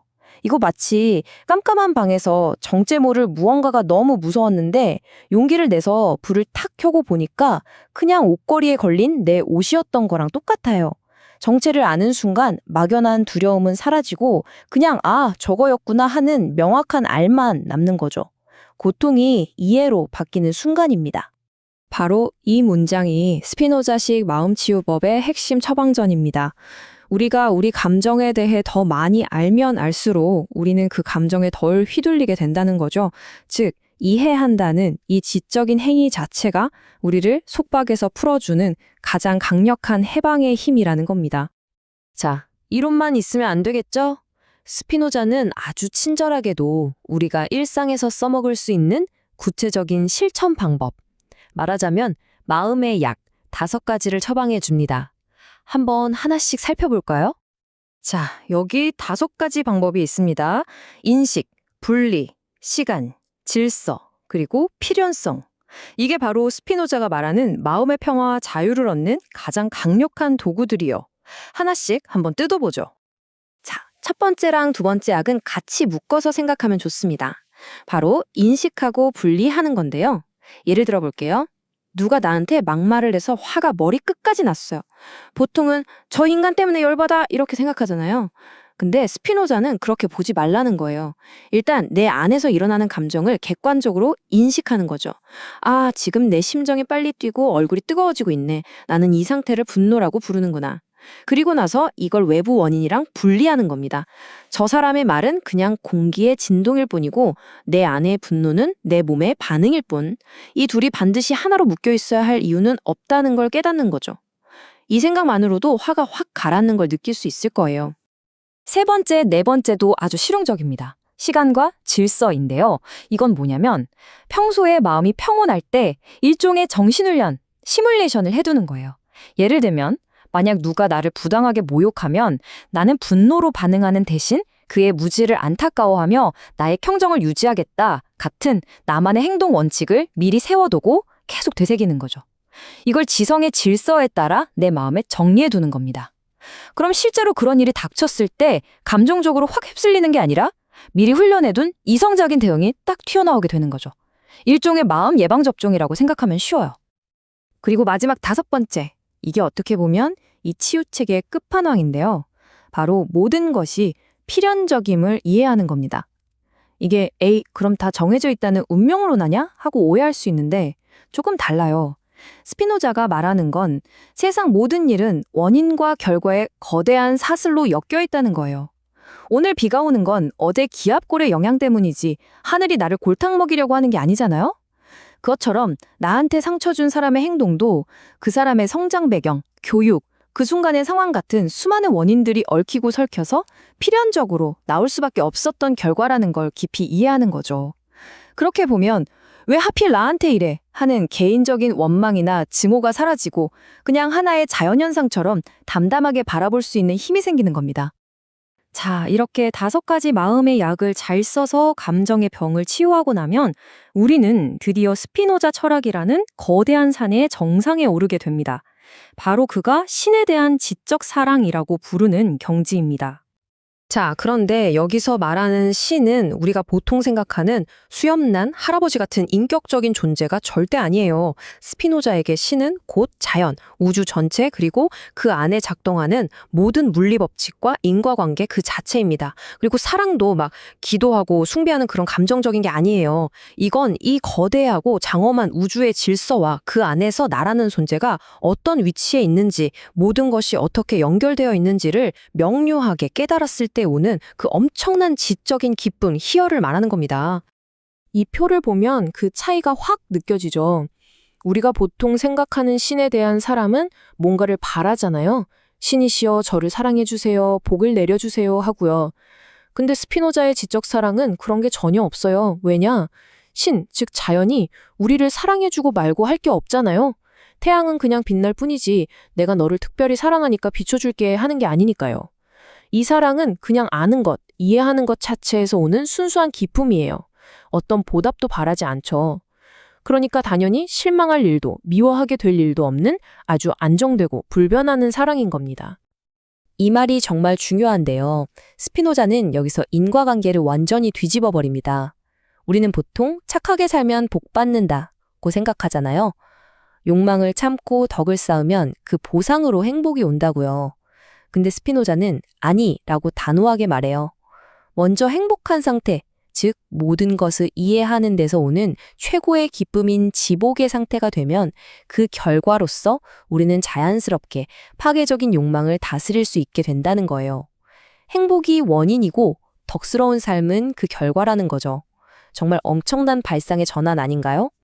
자, 이제 거의 다 왔습니다. 스피노자는 책의 맨 마지막에서 자유를 얻은 사람, 즉 현명한 사람과 여전히 속박에 갇혀 사는 사람의 삶이 어떻게 다른지 아주 극명하게 대조해서 보여줍니다. 왼쪽에 무지한 자를 한번 보세요. 외부 자극에 따라 정신이 막 흔들리고 진정한 만족이란 걸 모르죠. 기쁨과 슬픔 사이를 오가다가 고풍이 끝나면 그냥 존재도 끝나는, 어떻게 보면 되게 위태롭고 불안정한 삶이에요. 그런데 오른쪽에 현명한 자는 어때요? 정신이 거의 흔들리지 않고 항상 참된 만족을 느끼죠. 그리고 가장 중요한 마지막 줄, 어떤 영원한 필연성에 의해 결코 존재하기를 멈추지 않는다. 이게 대체 무슨 뜻일까요? 이게 바로 스피노자가 우리에게 주는 마지막 선물이자 궁극의 보상입니다. 여기서 말하는 영원승은 우리가 죽지 않고 영원히 산다, 이런 육체적인 불멸을 뜻하는 게 아니에요. 그게 아니라 우주의 변하지 않는 법칙, 그 영원한 진리를 이해하는 내 정신의 일부는 시간의 흐름을 초월해서 영원성에 참여하게 된다는 거예요. 내 몸은 시간 속에서 태어나고 사라지지만 그 모든 것을 빼뚫어 보는 나의 이해는 영원한 진리의 일부가 된다는 거죠. 그래서 지금 이 순간에도 흔들림 없는 평화와 존재의 충만함을 맛볼 수 있다는 겁니다. 자, 이렇게 신의 본성에서부터 인간의 완전한 행복에 이르기까지 정말 어마어마한 철학 체계를 다 보여주고 나서 스피노자는 마지막에 아주 현실적이고 겸허한 한마디를 덧붙입니다. 이쯤 되면 누구나 이런 생각이 들죠. 와, 이렇게 좋은 길이 있는데 왜 세상 사람들은 다들 이렇게 못 살지? 왜 이렇게 힘들어하지? 스피노자도 이걸 너무나 잘 알았습니다. 자신이 제시한 이 길이 보통 힘든 길이 아니라는 걸요. 그리고 그는 에티카라는 위대한 책의 맨 마지막 문장을 이렇게 끝맺습니다. 그러나 모든 고귀한 것은 힘들 뿐만 아니라 드물다. 정말 깊은 울림을 주는 말이죠. 자유에 이르는 길, 진정한 행복에 이르는 길은 결코 쉽지 않다는 겁니다. 하지만 스피노자는 불가능하다고는 말하지 않았어요. 오히려 어렵고 드물기 때문에 바로 그 이유 때문에 더없이 고귀하고 가치 있는 것이라고 우리에게 말해주는 것 같습니다. 이 길고 험난하지만 한 번쯤은 꼭 걸어볼 만한 여정, 이 여정의 끝에서야 비로소 우리는 외부 세계의 노예가 아니라 우리 자신과 세계의 진짜 주인이 될 수 있을 겁니다.